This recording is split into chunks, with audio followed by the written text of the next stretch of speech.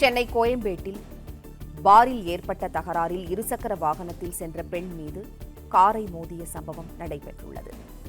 செய்தியாளர் கதிரவன் இணைப்பில் இருக்கிறார். கதிரவன், வணக்கம். இளம் பெண்ணுடன் சென்ற 17 வயது சிறுமியும் உயிரிழந்துள்ளார். விவரம் என்ன, சொல்லுங்க.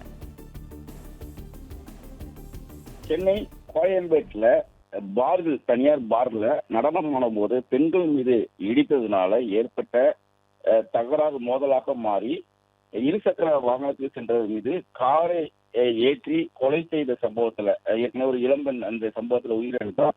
அவருடன் பயணம் செய்த 17 வயது சிறுமியும் மருத்துவமனையில் சிகிச்சை பெற்று வந்தவர் தற்போது அதிகாலையில சிகிச்சை பலனின்றி உயிரிழந்திருக்கிறார்.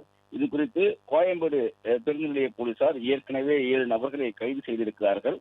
தற்போது சிகிச்சை இருந்த அந்த பெண்ணும் உயிரிழந்திருக்கிறார். குறிப்பாக காரை விட்டு அடித்து தூக்கி காலி பண்ணடா என்று வெளிக்கொண்டு காரை இயக்கி அந்த இளம்பெண்ணை கொலை செய்ததாக முதல் தகவல் அறிக்கையில ஏற்கனவே தகவல்கள்லாம் பதிவாகி இருந்தது. அது மட்டும் இல்லாமல் சிறுமிகள் 17 வயது சிறுமி மற்றொரு 19 சிறுமிகள் வந்துட்டு வயது அதிகமானது போல ஆதார் கார்டு மாற்றி கொடுத்து அவர்கள் அந்த மதுபான பாருக்கு சென்றதாகவும் தகவல் கிடைக்கப்பெற்றன.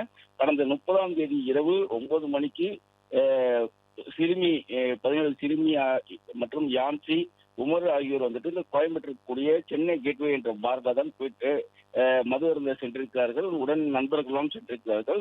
அப்போது இந்த ஆதார் கார்டை காட்டிவிட்டு உள்ளே சென்று நடனமாடும் போது ஏற்கனவே அங்கு ஆடிக்கொண்டிருந்த ஒரு நபர் வந்துட்டு அந்த யான்சி என்ற பெண் மீது இடித்து ஆடியதாகவும் அப்போது இரு தரப்புக்குள்ளே மோதல் ஏற்பட்ட போது அவர்கள் வந்துட்டு பாதிக்கக்கூடிய பவுன்சர்கள் வெளியேற்றிய நிலையில அங்கிருந்த மற்றொரு தரப்புக்கும் அந்த ஏற்கனவே தகராறு ஈடுபட்ட நபர்களுக்கும் சண்டை ஏற்பட்டதாகவும் அந்த மோதலுக்கும் இவர்கள் தான் காரணம் என்று கூறி தங்களது இருசக்கர வாகனத்தை வெளியே சென்ற போது கார் மீது அவர்கள் வந்துட்டு கற்களை வீசி அடித்ததை தவறாக புரிந்து கொண்டு எங்கள் மீது காரை ஏற்றி எங்களை இடித்து கீழே தள்ளியதாகவும் அந்த உடனிருந்த நபர் வந்துட்டு வாக்குமூலம் அளித்திருந்தார். அது நன்றி கதிரவன், தகவல்களுக்கு நன்றி. பிளே ஸ்டோர் மற்றும் ஆப் ஸ்டோரில் இருந்து பாலிமர் செயலியை QR கோடு மூலம் பதிவிறக்கம் செய்யுங்கள். செய்திகளை உடனுக்குடன் பெறுங்கள்.